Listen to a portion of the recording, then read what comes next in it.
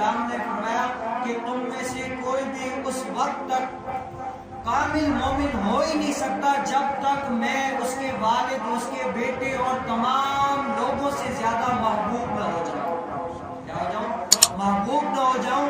تب تک اس کا ایمان کامل ہو ہی نہیں سکتا جب تک وہ تمام لوگوں سے زیادہ مجھ محمد سے محبت ہو۔ حضور علیہ السلام کی محبت ایمان کی اصل ہے۔ کیا ہے؟ حضور علیہ السلام کی محبت ایمان کی اصل ہے۔ باقی تو یہ سارے نماز پڑھنا، حج کرنا، زکوٰۃ دینا، روزے رکھنا، یہ کیا، یہ فرائض یہ ہو ہی جائیں گے، یہ فرائض ہیں، لیکن کیا اصل بنیاد جو ہے نا وہ کیا ہے؟ حضور علیہ السلام کی محبت ہے۔ ایک درخت کی مثال لے لیں۔ کیا ہے؟ ایک بڑا تنا درخت ہے، وہ درخت شاد و آباد بڑا سا ہے، اگر اس کی آپ شاخیں کاٹیں گے تو وہ 1-2 مہینہ سال کے بعد شاخیں واپسی نکل کر آ جائیں گی۔ کیا ہوگی؟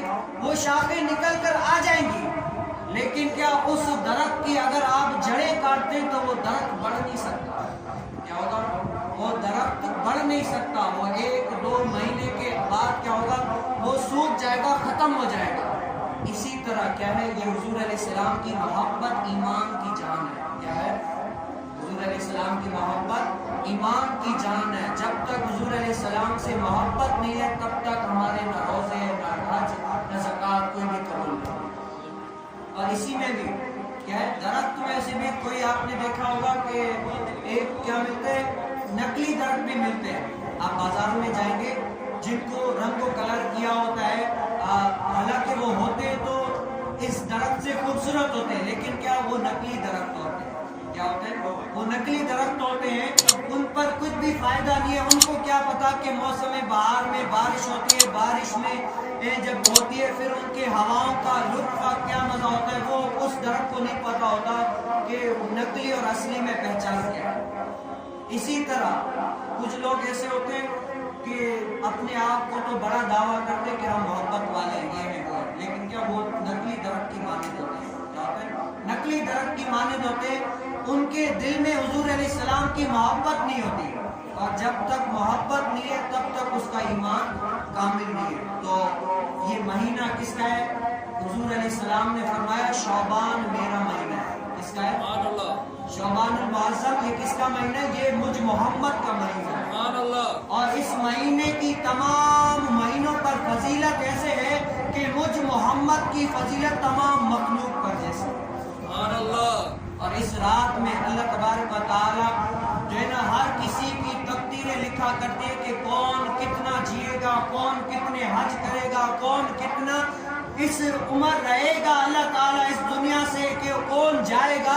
تو اس رات میں جو صوفیاء کرام ہوتے ہیں وہ کیا کرتے ہیں؟ بیٹھ کر اللہ اللہ کیا کرتے ہیں اور اپنے رب تعالیٰ کو یاد کرتے ہیں کہ کیا پتا ہماری یہ آخری رات ہو تو نئے رجسٹر جب شروع ہو تو شروع ہوتے ہی ہماری نیکیوں کا عمل آ جائے۔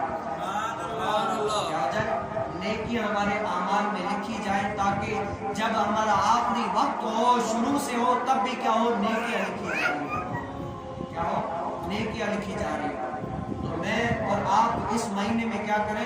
کثرت سے اپنے حضور علیہ السلام کو محبت سے کثرت سے چاہیں، ان کی طرف درود و سلام کا نذرانہ بھیجیں۔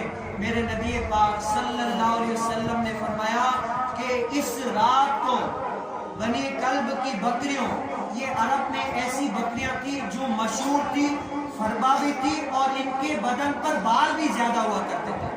کیا تھی؟ آپ میری بات کو سمجھنے کی کوشش کیجئے گا۔ عرب میں بنو کلب کی بکریاں اس لحاظ سے مشہور تھی،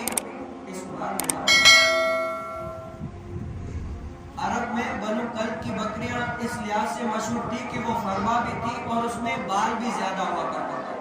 تو میرے رسول پاک صلی اللہ علیہ وسلم نے فرمایا کہ شعبان کی 15ویں رات کو اللہ تبارک و تعالی بنی کلب کی بکریوں کے بالوں کے برابر رحمتیں نازل فرماتے اور اتنے بالوں کے برابر دوزخ سے